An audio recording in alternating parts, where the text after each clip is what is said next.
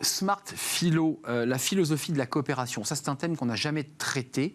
C'est intéressant d'ailleurs d'associer les deux termes. Pierre Delbé est avec nous, vous êtes docteur en philosophie. Pierre, ravi de vous retrouver, directeur d'IFAE et spécialiste d'Aristote et pas de Socrate. Vous voyez, on a un petit débat sur Socrate et Aristote. Vous lancez ce sujet avec cette question un peu sous-jacente, puisqu'il faut resituer les enjeux. Il y a 30 ans, les entreprises, quelles qu'elles soient, du tertiaire ou de l'industrie, créaient de la valeur, embauchaient des salariés, sans trop se préoccuper de ce qu'elles faisaient sur la planète. Là, aujourd'hui, la philosophie, elle prend de plus en plus de place, notamment dans les startups, chez les startups, américaines et françaises.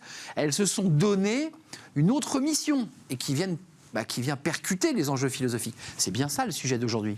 Oui, je crois, parce que effectivement, le management consiste à produire de bons résultats. On est donc branché sur le comment aboutir à de bons résultats. Sauf que les équipes, et peut-être davantage aujourd'hui qu'hier, se posent pas simplement la question du comment, mais du pourquoi. À quoi ça sert vraiment ce que je fais et ce que nous faisons ensemble? Et ça, c'est une question, à partir du moment où on pose la question pourquoi, il y a toujours un peu de philosophie derrière, c'est-à-dire que c'est la question du sens. Ça sert à quoi? Et ça veut dire quoi ce que nous vivons, notamment en situation de crise?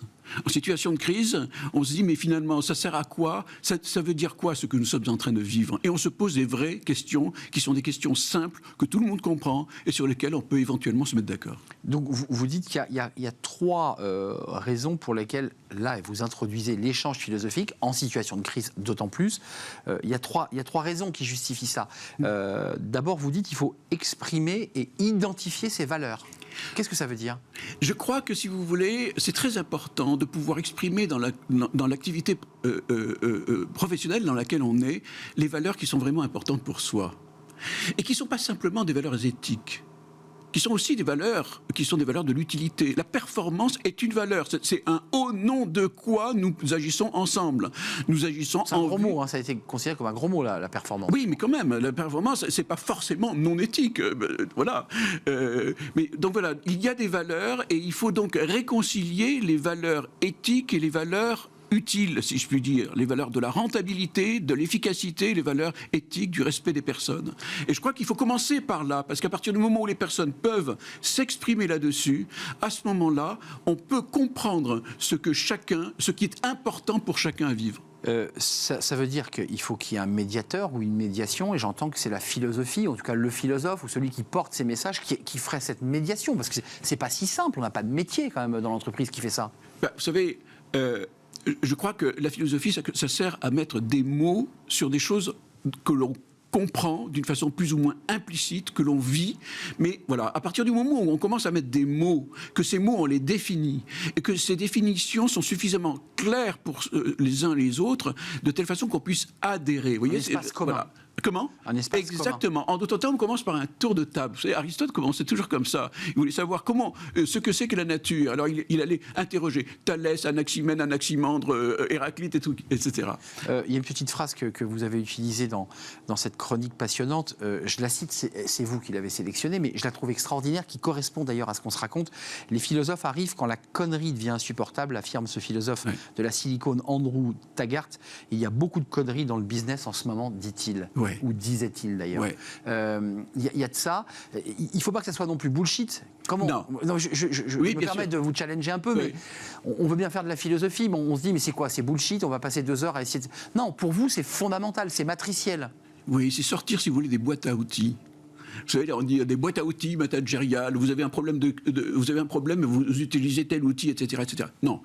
La véritable relation managériale est une relation de personne à personne qui suppose une interrelation et qui fait qu'on est à peu près sur la même longueur d'onde. Et s'il n'y a pas ça, qui est une relation toute simple et qui est de l'ordre de la confiance interpersonnelle pour travailler ensemble, en équipe, etc., pour arriver à de bons résultats. Les deux sont absolument indispensables. Et l'équipe et les résultats. Donc, adopter une communication sincère et non faussée, parce que ça c'est un terme d'économiste, mais c'est ça l'idée, c'est que on se parle, j'irais, de droit dans les yeux, d'égal à égal, c'est-à-dire que vous à voyez, la bonne hauteur. Vous savez, je vais vous dire, l'éthique, ça se voit.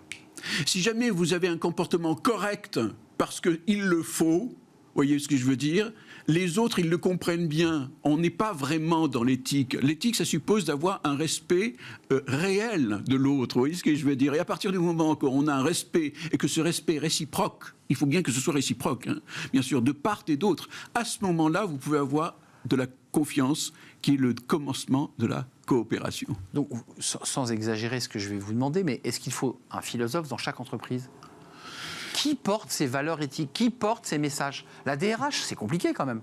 Moi, en tant que philosophe, disons que je suis, comment dirais-je, c'est mon domaine privilégié. Mais vous savez, les chefs d'entreprise, ils savent très très bien ce que je suis en train de vous dire. Ils savent très très bien qu'ils doivent créer du consensus, qu'ils doivent créer du commun. Philosophe sans le savoir, quoi. Enfin. Mais, de toute façon, on est tous plus ou moins philosophes. Je vous rappelle que la philosophie, c'est un mot de dérision. Hein. Non, moi je ne suis pas un sage, je ne suis que un ami de la sagesse. Et nous sommes tous un petit peu là-dessus, vous voyez ce que je veux dire? C'est un mot de dérision, il ne faut pas non plus mettre la philosophie comme un truc... Oui, on la met un peu haut, en fait. On la met un peu haut. La philosophie, c'est tout simplement se poser des questions essentielles. Et à partir du moment où on est sur ce registre, eh bien, tout de suite, ça parle. Et les gens commencent effectivement à échanger en vrai. Avec tout de même, dans la donnée du philosophe, la considération et les données éthiques. Il faut quand même porter quand même des valeurs éthiques.